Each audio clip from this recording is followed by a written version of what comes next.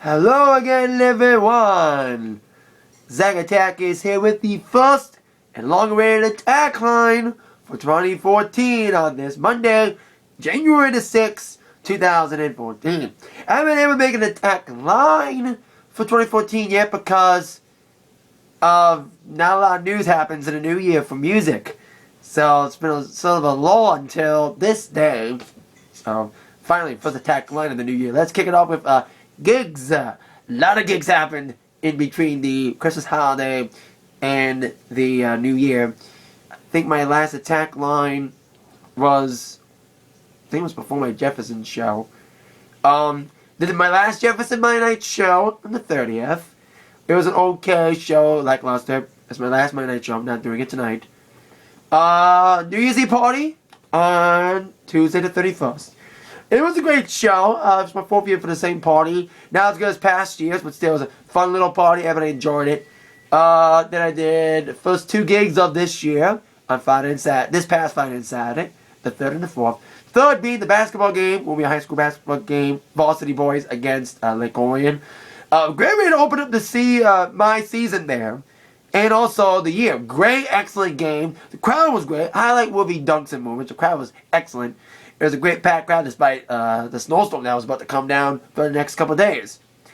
And then Saturday, second gig of the year, was a 40th birthday party for this girl named Courtney held at Huron Point Yacht Club. The highlights from that I posted on this channel. So a little bit of highlights of the group singing to Me and Bobby McGee and Sweet Caroline by Neil Diamond. And there was some of the highlights that I wasn't able to. There was more highlights I didn't get to record. It was like, I call it a slow starter. Didn't really get popping until like midnight. That was when Me, Bobby McGee, and Sweet Caroline was playing around 12 o'clock midnight. That's when they really got really psyched up and drunk and had a great time for the last 2 hours of the show. So, ended up being a fun little show. 90s rap. They weren't allowed 90s rap. Too bad Wi-Fi wasn't working. But still, it was a fun little party once they got going. You know, it was like a slow starter. Line dances didn't work before midnight, but still, fun little night. After all, the people enjoyed it. So, I got another gig this upcoming Friday. Another basketball game, this time for the boys and the girls doubleheader against Dakota. Now, on with the entertainment news. Starting with your #1 movie for this weekend. Makes kind of sense that Frozen, since everybody is frozen because of the snowstorm, that Frozen is your #1 movie this week. Regaining the #1. It was #1 a few weeks ago, and until it got kicked off by the 3-week reign of the movie Hobbit. The second movie, The Desolation of Smaug. So it's kind of weird that Frozen is back at #1 with only 19 million, since, of course, of the storm. Also, #2, the only major movie that came out for the first week of the year, first couple days of the year, Paranormal Activity, The Marked Ones. Didn't do as good as many people thought, but still, hey, it did okay with 18 million. Did a decent movie, but not as good as the other Paranormal Activities movies, that's all I was trying to say. Now, since I wasn't able to make an Atakline until now, I'll tell you the first new #1 album and #1 single of the year. Actually, Beyonce retained for a 3rd week on the top 200 albums. And Eminem and Rihanna retained for a 4th week with the Monster on the Hot 100 to ring in the new year. So there you go with that. Now on with some sad music news over the weekend. As Phil Everly, one half of the Everly Brothers singing group, known for the hits like Wake Up Little Susie, All I Have to Do Is Dream, and When Will I Be Loved, died at the age of 74. Very remarkable vocal group. A lot of people remember them, including a woman who had a big hit with a cover of that sad last song, When Will I Be Loved, of course, Linda Ronstadt. In a lengthy statement of Linda, she said, like I said, a lot of people remember, she said that, I was astonished that they could make it that far. It's just hard for any band to stay together. It is really hard when you're family. I don't know how they were raised, but I'm sure it was rough.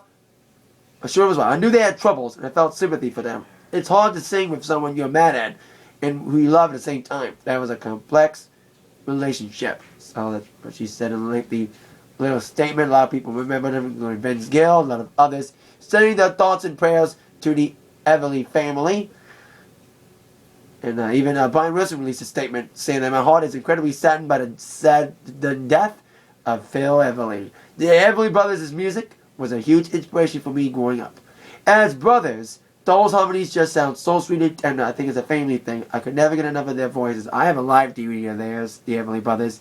And they were a great vocal group. They had great harmonies. I agree with that sentiment. So I like playing the music. When I do get a chance to play the music in front of the right older audience, it is great music to listen to. Everly Brothers, some great songs from them. So there you go. Rest in peace to you. For Phil Everly, thoughts and prayers to the family and friends, specifically Phil's brother, Don Everly.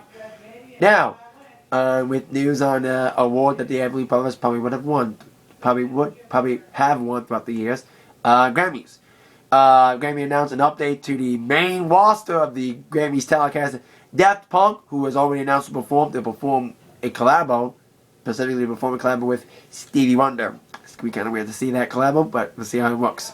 Also, they announced performers for the upcoming Beatles 50th Anniversary Special to air on February 9th, the night of the 50th anniversary when they arrived in America. They made their television debut on Ed Sullivan. First couple performers have been announced, including Alicia Keys, Keith Urban, Maroon 5, John Mayer, Keith Urban, and probably the most significant announcement of performer, Eurythmics. Eurythmics is reuniting for one of their one-off performances. Of course, I'm referring to Annie Lennox and I always forget the other guy, Dave Stewart. So that's probably the most newsworthy of the performances. Eurythmics reuniting for one of their other one-off performances. They reunited one time, full-time in '99, but they've only been together for a couple one-off performances and one-off new recordings for greatest hits. So to see Eurythmics reuniting, especially for this occasion, is huge. So it's very interesting to see this event. Of course, the event will take place. Will be taped January 27th, the day after the Grammys. And of course, like I said, it will air on February 9th, the 50th anniversary of the Beatles' appearance on Sullivan. So there you go. It'll be very interesting to see this special. And hopefully we'll get Ringo and Paul to be a part of this. So we couldn't see them involved. But so right now, the performers kind of a mismatch right now. Some people may call them a mixed match, but we'll see how they do. Tackling Beatles classics when the special does air in February on CBS. Now, news on a woman who probably will never get a Grammy nomination, let alone a Grammy award. Kesha, who of course got shafted after her first two albums. Shafted from the Grammys. But a little bit of bad news for her over the weekend. She was admitted to rehab over the weekend over a eating disorder. Now, I knew she was skinny, but I know she was like overly skinny.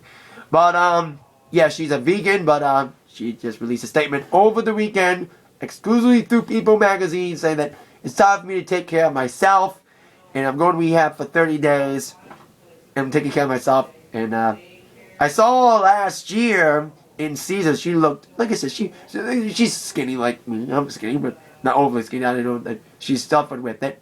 So she looked decently great. You know, sounded great too. So best of wishes to you, Kesha's thoughts and prayers with you, Kesha. Prayers for a fast and speedy recovery to you. So get well soon, Kesha, in your rehab for your eating disorder. She's going to the same rehab place that Demi Lovato went for her mental rehab a couple years back. So it's kind of cool that at least you got a successful program that had one successful person that went through the same rehab place. Being Demi Lovato now, Kesha's going to it. So the success rate's perfect. Success rate is good. Could be good. So there you go. Kesha, best wishes to you. Now, that is it for the attack line for today. I'll see you all later. With that in mind, you've all been attacked by the news from Zach. Thank you all very much for watching. See you later. Yeah.